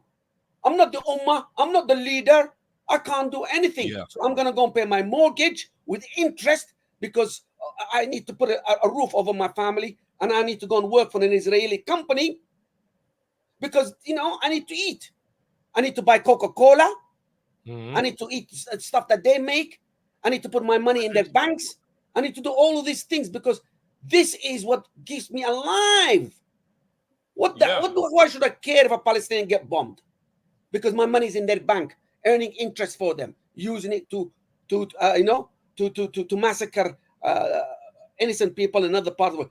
We should be doing that, not just if it was happening to Muslims, if it was happening to anybody around the world. But we're not doing anything. And I say we. I'm not speaking me as a Muslim. I say me as a human being, because even LGBT stood up for Palestinians. Zionists who stood up for Palestinians, even though they recognize that they need a land, but they say what the Israeli government is doing is genocidal, is apartheid. We have to have a land. They also have to have a land. It cannot be done on their dead bodies. So this is the reality of it. But for you to say for anybody to say Israel needs to be wiped out, no. Palestinians need to be reinstated first, because from the river to the sea, it's not the chant of the Palestinians. That was the initial chant of the Jews. And it still is. Yeah, it was a Likud party. We know it's a Likud party. Yeah, it was their chant. Yeah, it was their chant. It was there. And they were the first ones to commit terrorism in the Middle East. And the number one criminal who became the first prime minister of Israel. So my point to you is this. The roadmap of Israel has already been drawn when Netanyahu went to the United Nations and held up the map of Israel. There was no Gaza and there was no West Bank. That's before any Hamas attacked Israel. That's because it was already agreed, a plan with him and Saudi Arabia for that rail line, pipeline, to go from there into Israel. There was no showing in the United Nations. He held up that map. The strategy was already planned and plotted. And when one say Hamas is fighting for the freedom of Palestinians, maybe the foot soldiers are, but their leaders, I believe, are corrupt. They are corrupt to the core. So who's paying Hamas? Who got Hamas in place? We've got to really be very careful as to what's going on there. It's an asset. Hamas leaders are an asset. So really and honestly, even amongst the leaders, maybe people who are conscientious about the Palestinian cause, but be suspect. Yeah. Nobody there. You've got to say Iran, bravo. Hezbollah, bravo. Factions in Iraq, bravo. And Yemen. Okay. And they're getting we've heard you. We've heard you, brother. How you didn't tell me your name, but we've got others that would like to join this chat, and so I thank you for Are you going to give the thumbs up to Iran, Hezbollah, and Yemen?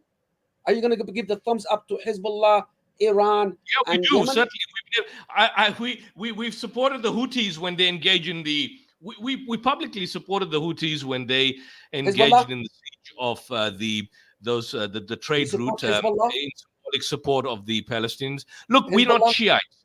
We are not Shiites. We don't support the Shiites on theological grounds, but from a political point of view, I have no problem supporting Hezbollah's armed resistance against the state of Israel. I have no issue with that, provided it is limited to targeting the Israeli state apparatus. I have absolutely no problem with that. I have no problem with Hamas's armed resistance against the Israeli state and the state apparatus. No issue with that.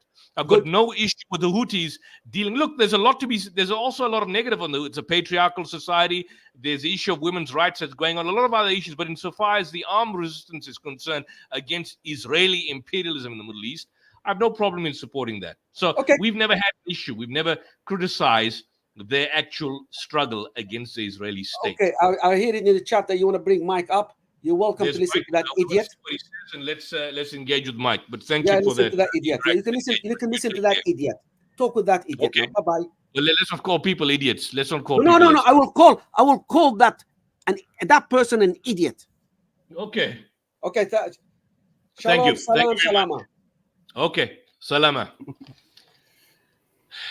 Yes, Mike. You had someone abusing you there. Assalamu alaikum. Wa alaikum assalam wa rahmatullahi wa barakatuh. What a warm Mike welcome the kafir. You know the way you spell it, called kafir. That's a criminal. If you were in this country here as a white man, they'd arrest you. Sure. They'd arrest you and lock you up and put you in jail. Yeah. That's in Lethal Weapon 1, right? Yeah. Kafir lover. He calls him a kafir lover. That's an abusive word that the white man appropriated to use against black people. Right. Yeah. It's a racial slur in South Africa, but for the rest of the Muslim world, it just means, I guess, kind of disbeliever, maybe not.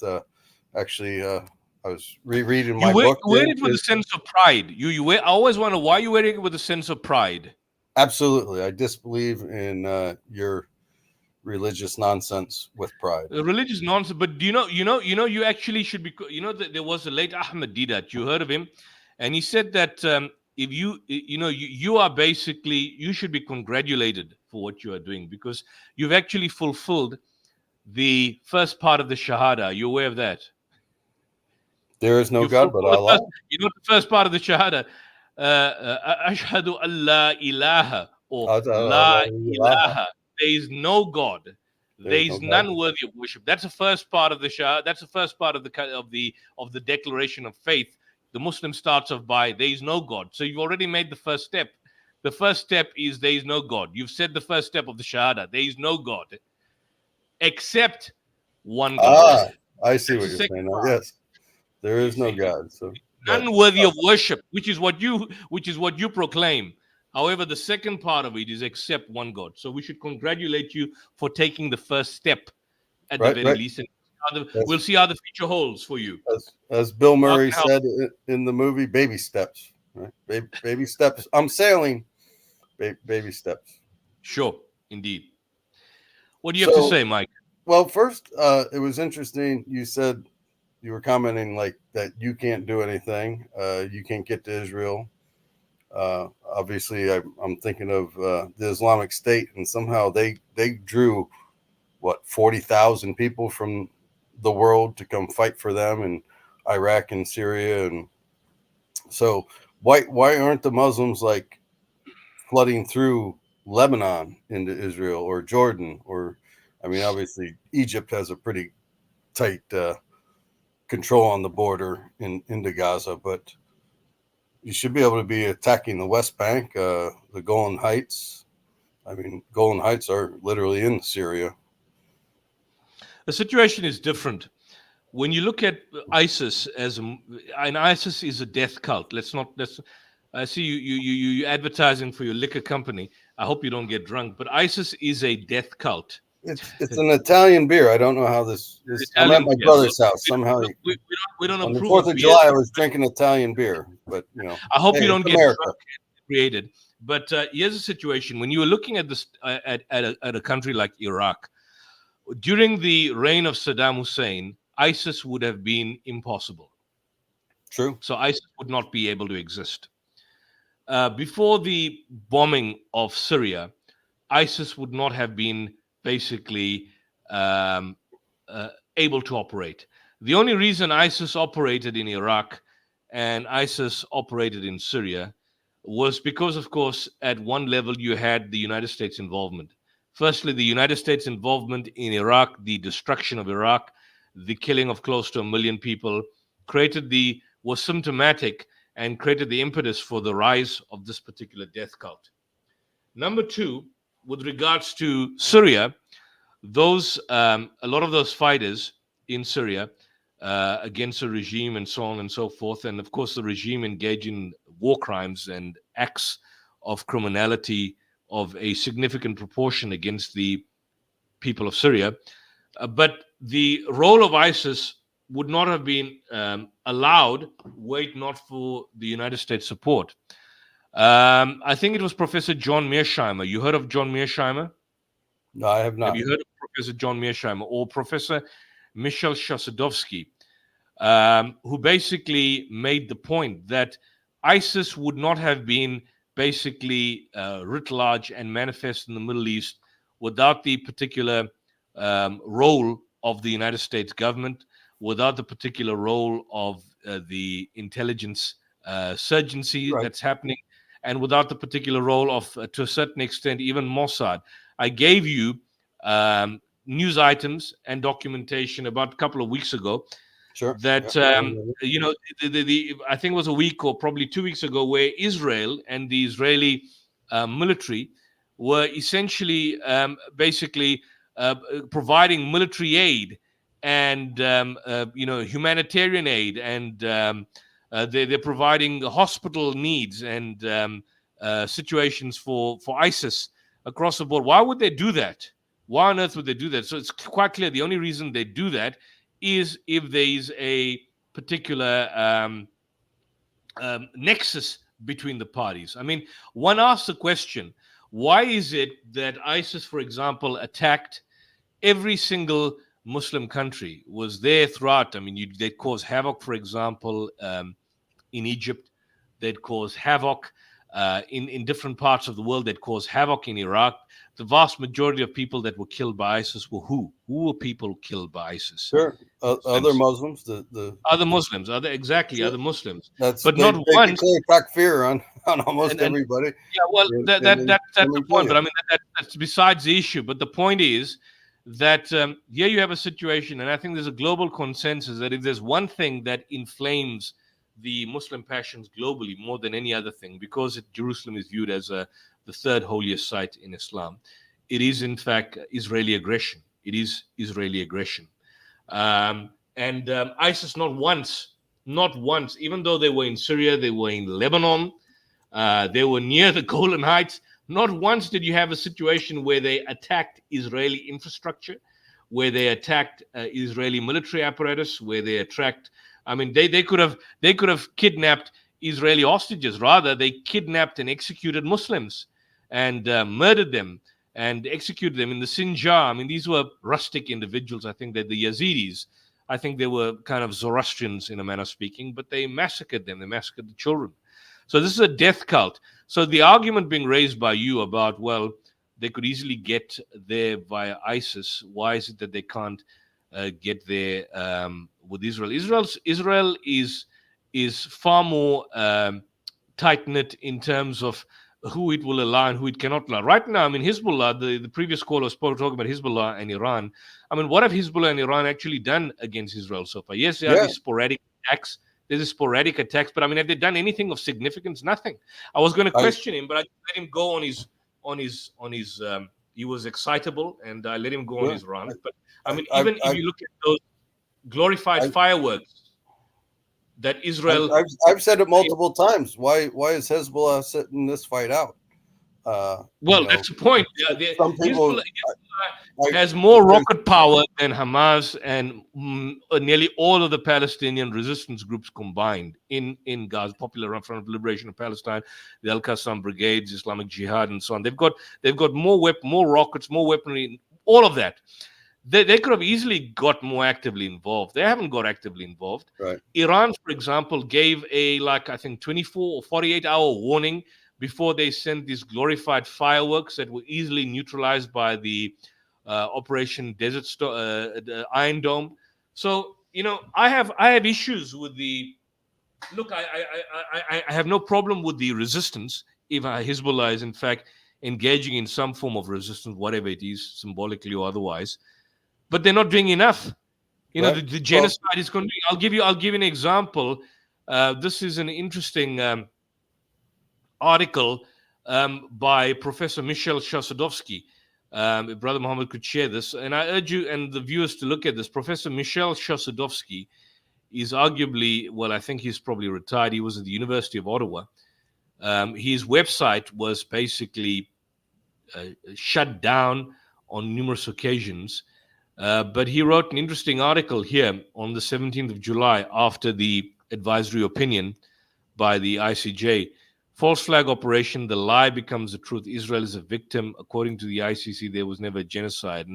And what he deals with is the hypocrisy of these international instruments in relation to what is basically happening and how they really don't basically help in the long time. I mean, for example, the advisory opinion by the ICJ. I mean, Israel's not going to support that. Israel's not going to basically abide by any of these kind of advisory opinions stating that he's engaged in illegal Israeli occupation of the Palestinian territories, that its settlements are illegal, that it's engaging in belligerent occupation, which is illegal, that it is in violation of international law. All these facts, it will never uphold international law.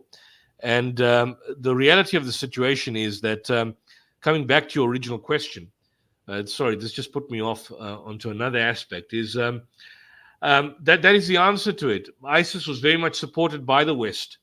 In fact, if not a creature of the West.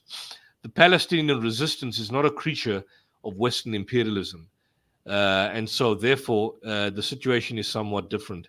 The other problem is a lot of Muslim majority states and governments are too afraid to get involved, possibly concerned that they may trigger World War III if they get actively involved militarily with Israel. And of course, they may face then the might or the brutality of American invasion if the Americans get involved. So that's the situation that you've got there. Yeah, I'm going to make a prediction. The Gulf states will normalize relations with Israel within the next 10 years. I know the Muslims think you guys are winning the propaganda war. Obviously, the Jews killing women and children and whatnot looks bad, but have they not? Oh yeah, no, they have been, but these things are quickly forgotten. I mean, like, I think we're coming up on the 10th anniversary of the attack on Mount Sinjar. I think I said that to you last time. Yeah, but nobody remembers. It's people funny. Forget. Actually, there was a German doctor who wrote a note to Hitler when he learned about the Holocaust of the Jews, and he said, "I was in Turkey during the Holocaust of the Armenians," and Hitler's reply was, "Who remembers the Armenians?" So the world keeps going on. We keep making the same mistakes one after another. Everybody's got short memories. Things move on. Who are you voting for in November? I'm voting for Trump. I'm a Republican. Always have been. I did vote. I will say in 2016, I voted for Gary Johnson, or I don't even remember his name. It was Johnson, the Libertarian.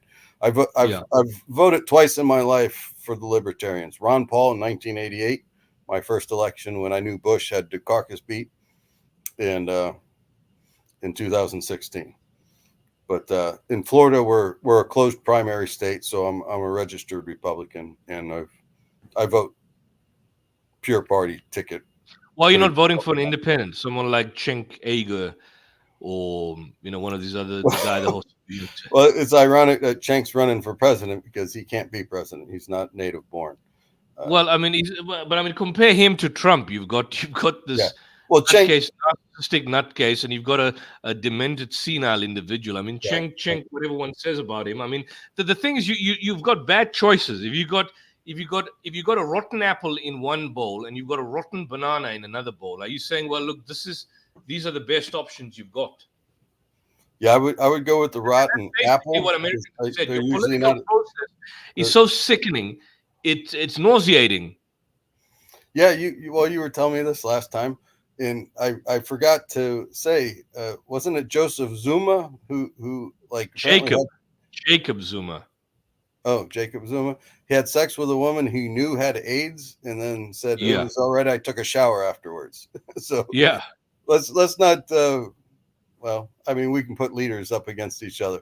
The beauty of America is the president doesn't really matter that much because he's a puppet of the estate. He's a puppet of the deep state, right? Well, I don't know about the deep state. I'm just saying he doesn't have that much power, obviously. Well, I mean, you don't know much about the deep state. My question is, who is running America right now? Forget November. Who's running it right now? You think Biden's running America? No, this man I think ties shoelaces. He has to sleep at 7 o'clock.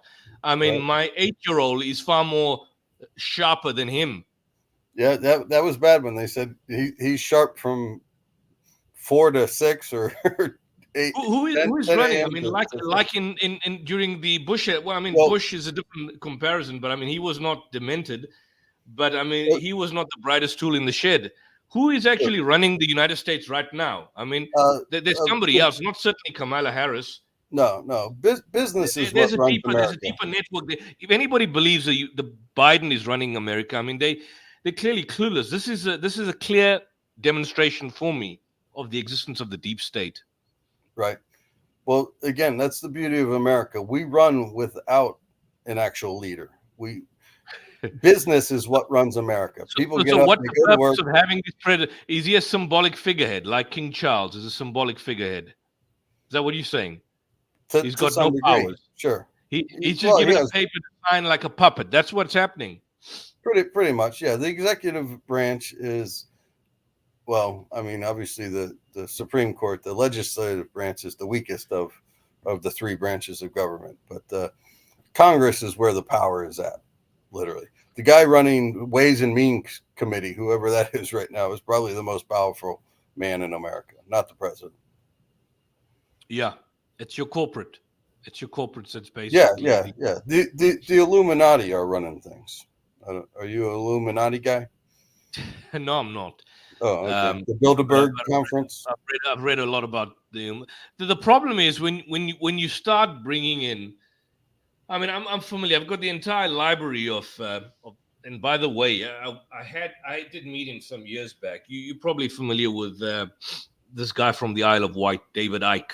I mean, he's not the guy who started off the story about the Illuminati. The problem is that when you bring in issues like the Illuminati and the existence of the secret societies, or things like the Bohemian Grove, Skull and Bones, Bilderberg Group, and so on, what it does is that it kind of it kind of muddies the terrain. And when I met John Pilger, some time back, years back, when he was in South Africa, the legendary John Pilger, he came to the Durban Film Festival. I think it was the Literary Festival at the University of KwaZulu-Natal. He was the leading guest speaker, and I asked him, why is it that he doesn't talk about the meetings in secret, like the Bilderberg Group and the Bohemian Grove, and what goes on in secret? These are secret organizations. His response to me is that you don't need the existence of secret organizations for people to determine policy. I mean,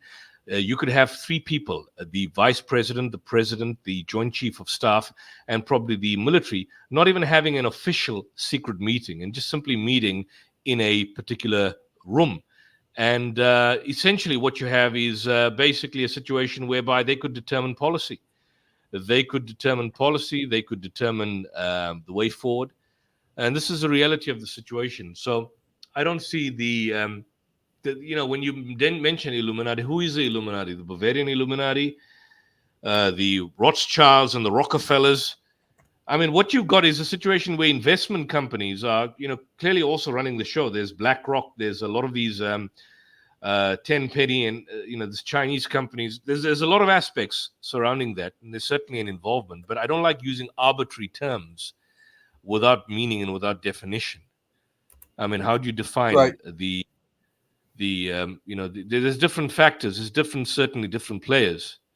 But I don't like using arbitrary terms like a kind of a ghost society, or the existence of an X-Files type of ghost society out there. Although there may be elements behind the scene. Yeah, it's funny actually. Downtown St. Pete, there's this dive bar called Masteries. I used to sit next to this old queer guy. He claimed to be the last American Rothschild. One time he pulled out this big bag of jewelry and stuff, but yeah, he had a card. He was Baron von Rothschild, and he claimed to have the second largest collection of Fabergé eggs behind Queen Elizabeth. Yeah. So yeah, the Rothschilds. I mean, there's obviously some people say they're shapeshifters, and the Illuminati. It's an interesting read. I just posted a link in the chat. The Powell Doctrine. My communist cousin in Wisconsin sent me this book called Evil Geniuses. And are you a communist? No, I'm a capitalist. I said my cousin's a communist. Okay. He's at least a socialist. He's a Democrat. And all right. But apparently there was a memo by the guy who he became a Supreme Court justice. His name was Powell. And talked about business taking over America, and then there's the business roundtable, and then it's pretty much how Reagan ruined America and brought in big business. It seems to jump over the robber barons of the 1800s, Carnegie and Rockefeller and those type guys. But it's an interesting read. You'd probably like it. It's called Evil Geniuses by Kurt Anderson. You might want to check it out. Talks about gold. Well, I see we've got D back. Stay on, Mike, because I don't know if it's D thinks I'm an idiot. So, what's up, D? How are you doing today, sir? Yes, Mike. Yes, the idiot, Mike. Yusuf, you mentioned something about fireworks, and they're not doing enough to stop the genocide. I mean, as I put the question in the back chat there, I suppose you've read it. What do you think? What do you propose they should do, and how would you help them and tell the other ummah to help them in stopping the genocide? What more can they do, in your opinion? Well, if you look at what Iran did, firstly, on the 13th of April, in fact, before the 13th of April, you had Israel that bombed and, in fact, I think killed and destroyed the Iranian diplomatic building in Damascus. I think in the beginning of April or March, sometime in March, beginning of April, and they destroyed it. What then happened is that Iran didn't retaliate immediately, but they waited for about 12 or 13 days. So they gave them adequate time, and they were always telling them, if you look at the news reports from that period, we don't have it now, we can bring it up, that look, they are going to respond. They're going to respond. So they were forewarning Israel. And then they basically sent out 170 drones and 150 cruise and ballistic missiles at Israel from the Iranian soil. Now, if you look at the distance from Iran and you look at the distance from Israel, Iran forewarned Israel, look, we are going to basically send these drones, and knowing full well that the Iron Dome will basically anticipate them and destroy them. Now, I must add one thing, that people praised Iran for its restraint, and a lot of Western pundits were saying, look, Iran basically engaged in restraint, and to a certain extent, that is true, that their response was basically measured, and they didn't go all gung-ho out like an insane move. But the point is that the response that they gave, the so-called, what I would call, has been described as a shadow war, where they send these drones that are going to be ineffective, knowing full well the capacity of the Iron Dome. And these cruise and ballistic missiles were not the most powerful that they had. Apparently, according to the reports given, a lot of them were quite old, and they were not basically the newer generation missiles. But they knew full well that this particular response was a symbolic. So I would say, if you're asking me the question, what should they have done? Well, I think they should have taken a more active role in basically making strategic targeted strikes against the Israeli military infrastructure, or at least taking Israel by surprise, not giving them a 48-hour warning and say, look, here's the situation. Now, that's what I would do if I was in charge. But I can understand the point that maybe Iran wanted to be more strategic and they wanted to be more measured in their response. And the world, of course, respected their response, that they didn't basically get a gung-ho approach leading to a third world war. But the point is that we already have a situation where Palestinians are being slaughtered, they're being killed, they're being murdered. We are beyond. When is enough enough? When is enough enough? I mean, by the time this happened in April, thousands and maybe 100,000 people were under the rubble. And my issue is that even my question, Hezbollah, so they didn't do enough. They not answering the question. They dented Israel. You're not answering the question, and you know they it. Dented Israel. You know it. You're not answering it. You called it fireworks. It's not fireworks. And whatever Israel whatever Iran throws at Israel, they got the Iron Dome, they got Jordan, they got Saudi Arabia to notify Israel exactly what's coming over. So it's not an actual fact. In actual, they said it was a measured attack, and they actually, how can I say, showed up the vulnerabilities of the Israeli defense forces. Some have landed in strategical sites that they wanted to hit, where the airplanes were sent to bomb that particular site in Lebanon, in Syria. Is it Syria? Yeah. Or is it in Iraq? In Iraq? Yeah, the Iraq. They actually hit. So yes, they did hit, but the Western media don't tell you exactly what was hit. So how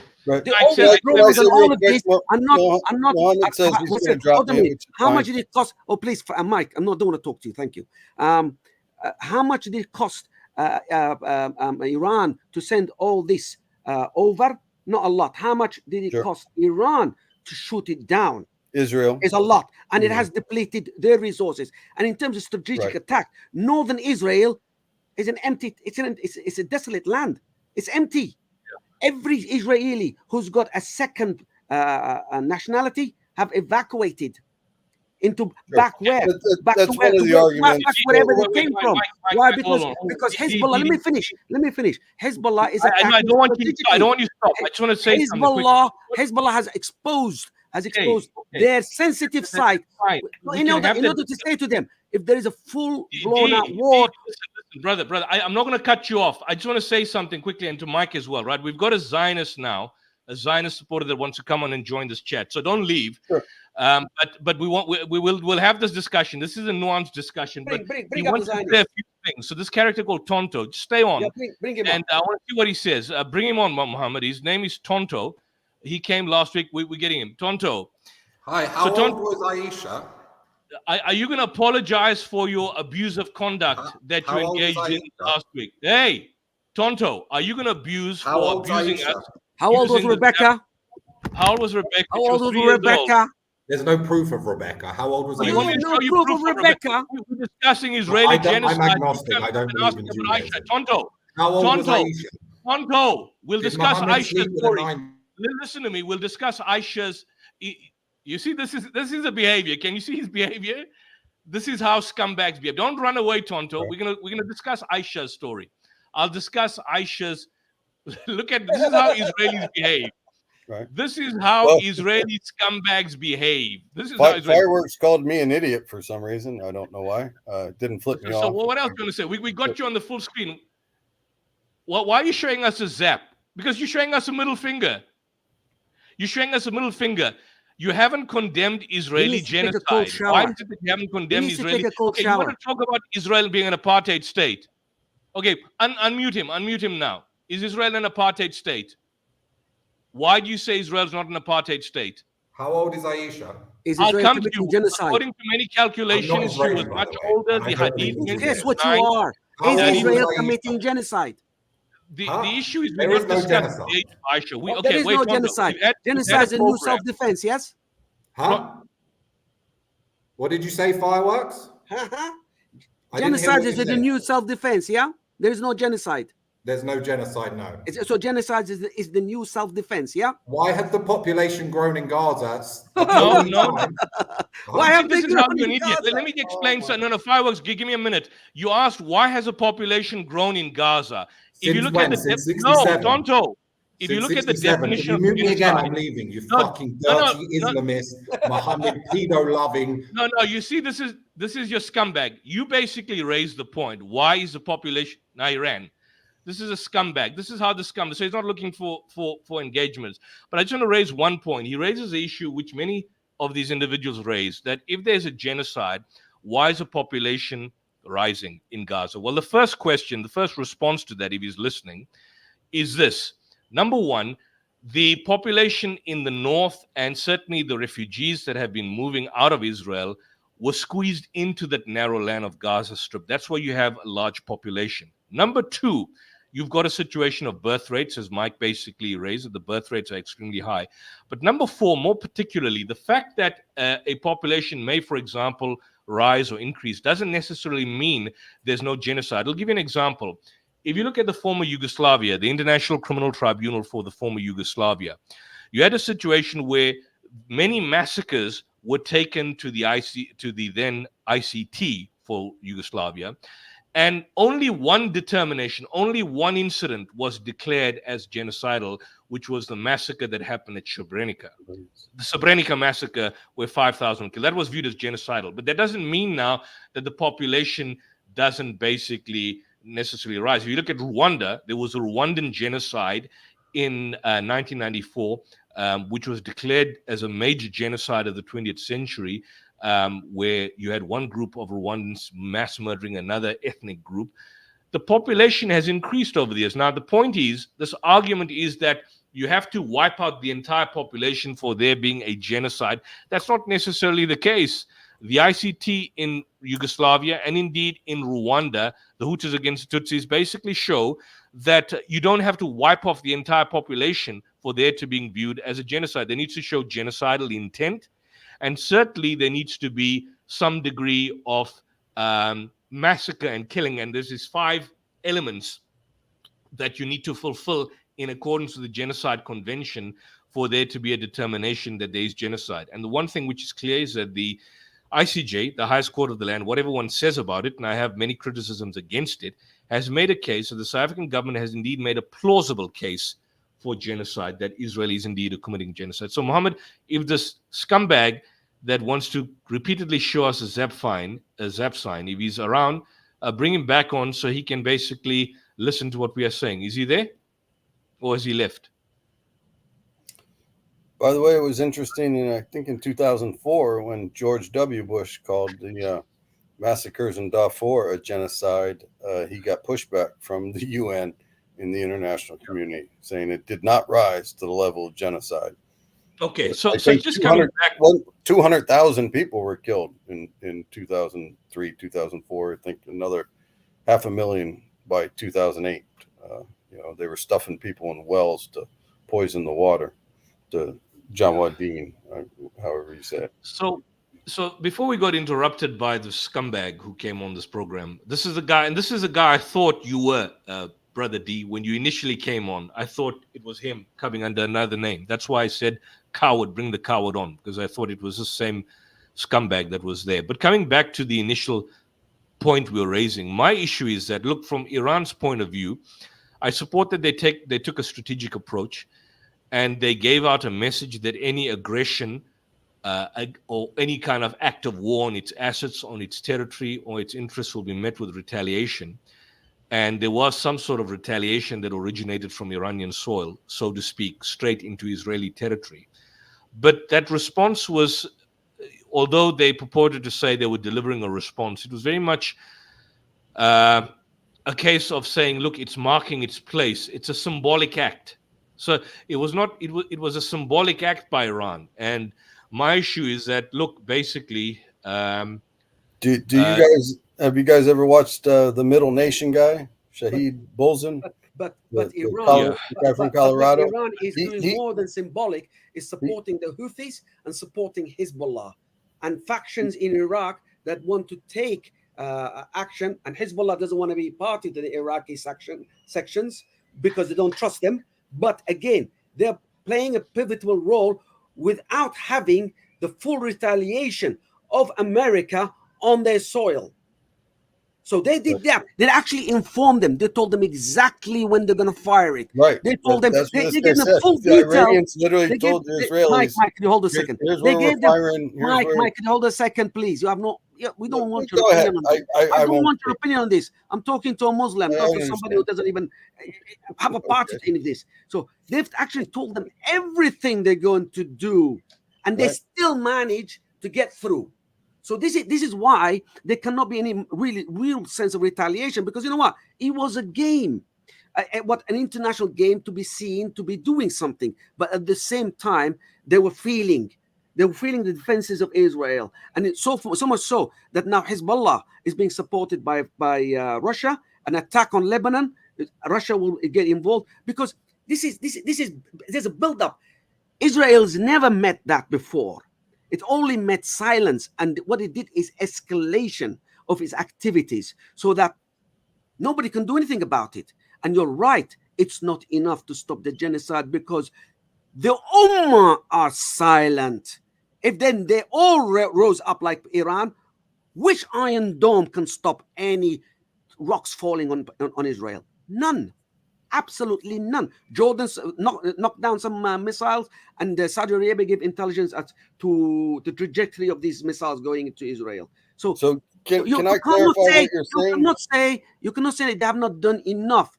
They have actually done a great deal by saying, from our soil, the response was from our soil, we will send something to you, a message.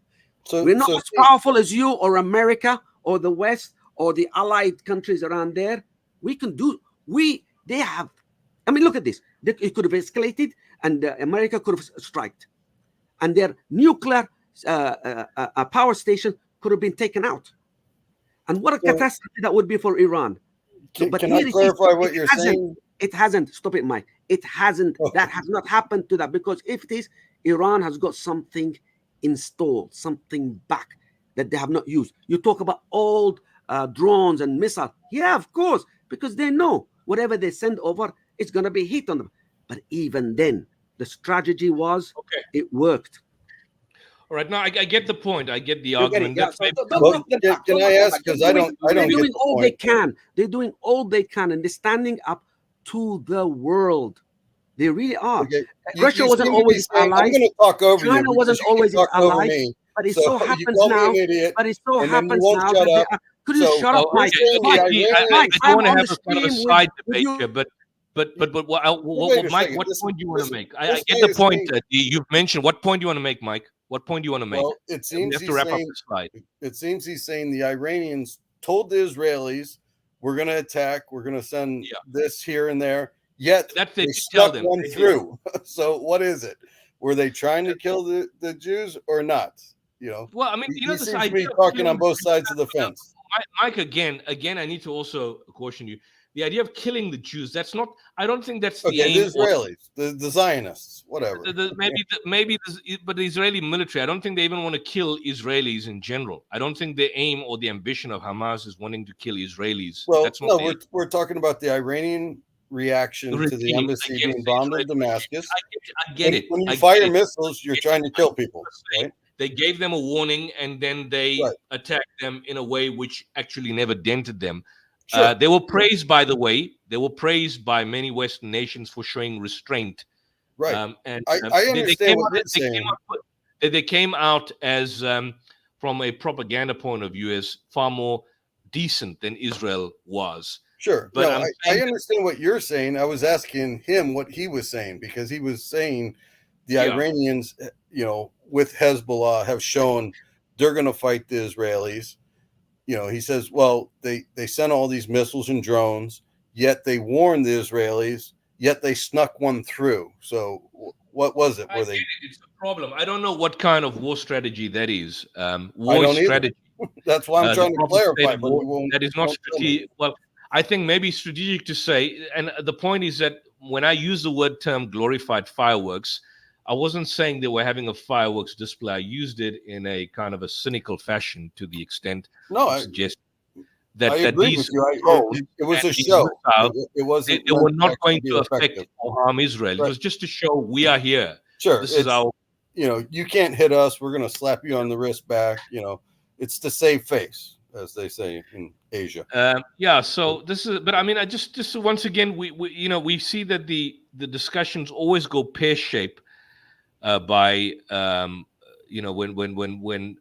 we get these Israeli supporters. I mean, Mohammed tells him at 7:10 p.m. I don't know if he wants to put this on. He greeted him, "Welcome, Tonto," and then at 7:11, Mohammed, if you want to put it in the chat, I don't know if you want to. It's up to you. I'll leave it to you. He responded to you after you welcomed him as "dirty Islamist cunt." Then at 7:11, he says Holocaust denier. He gets Holocaust denier spelled wrong. It's denier, D-N-I-E-R. There's no denier. And then at 7:11, he says dirty C-U-N-T-S-A. I think he's referring to me. Yeah, this is it. This is the kind of language. So after Muhammad welcomed him, greeted him, this is how. I mean, is this the best that you can respond to? We give you facts, Tonto. We give you information. We try and want to educate. We want to have a conversation with you. And then you want to come on and start abusing us, showing us a zap sign. You ask why you're being muted. Well, that's precisely the reason you're being muted. I mean, YouTube has a policy. Are you wanting to end the stream that YouTube chucks it out by using abusive words? They've done this many times. So what's your purpose? You want to know, and Israeli supporters and Zionist thugs that have come on in the past want to know, why do we mute you? Because we generally have an open debate. Look at Mike. I don't think we've muted him in the past when he wanted to speak, but we mute you, we shut you down, we cut you, because we give you the opportunity, and then your response to our argument is to abuse us, swear us, use vulgarities against us. What does it say? It says that you basically don't have an argument, you don't have a particular, and this is the thing. I mean, this is a response. PM, I don't know what PM. Put me on, you, you effing liar. And then Muhammad says, welcome, Tonto. So, I mean, we're used to this. We're used to this abuse. But if you can at least explain to us what the lies are, instead of coming on and just swearing us, well, what do you want us to do to you? You see, you say you mute us, don't mute me. But when we don't mute you, you then swear us. So what do you want? Can you not have a decent conversation? I just want to say goodbye, all. Mohammed, thanks, Mike. back, You take back care. as you're saying, You you guys are always shutting been down. generous. We appreciate it. I don't want anybody thinking you were muting me, but I am leaving on my own accord. Have a good one. You take care. Go well, Mike. So that's it. I think Mike is done, Brother Mohammed. So that's it. So that's all we've got for this evening. It was a far more restrained program today, but for those who want to see and want some of this information out there, particularly the ICJ application. If you want to go to the ICJ application, all you can do, and this is, let me see if I can, if you don't want an email and you want basically to find out on a search website as to where the application can be found, then you simply go on Google and you type in 19th of July, and here's it here. Here we are. Let me see if I can give it. So this is what you basically do. I'm going to share the screen for those of you who want to read this application.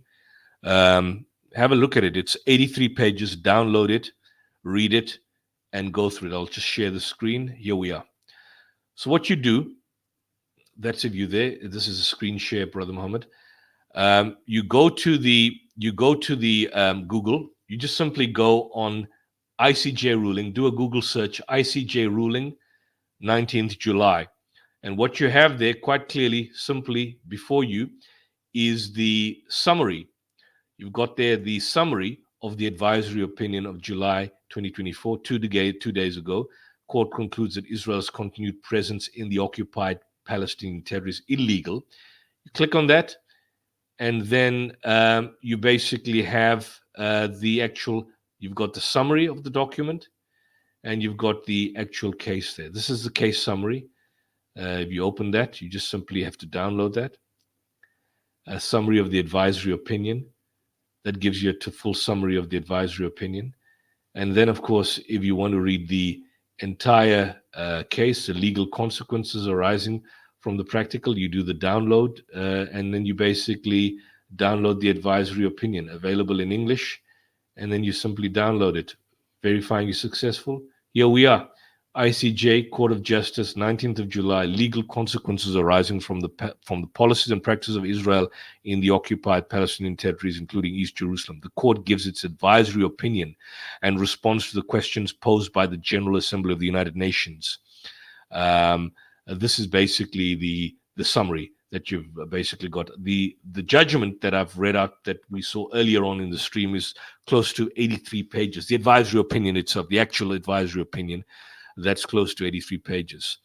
So that's basically it for this evening. Unfortunately, we didn't have too much. We've had a couple of individuals coming on, and we hope to again share and have these discussions again. And hopefully next time we will be having an exciting guest, surprise guest. Myself and Brother Mohammed will be speaking to him about it. He'll be coming on the stream, and we'll have more engaging sessions. So till next time, Brother Mohammed and myself from the South African Debate Initiative, share the stream, subscribe to our channel, subscribe to the South African Debate Initiative YouTube channel, subscribe to the Coventry Faith Foundation YouTube channel. Until then, next time, greetings of peace, shalom, assalamu alaikum. And we wish you the best, and we ask Allah to shower His mercy and blessings on the Palestinian people. Assalamu alaikum wa rahmatullahi wa barakatuh.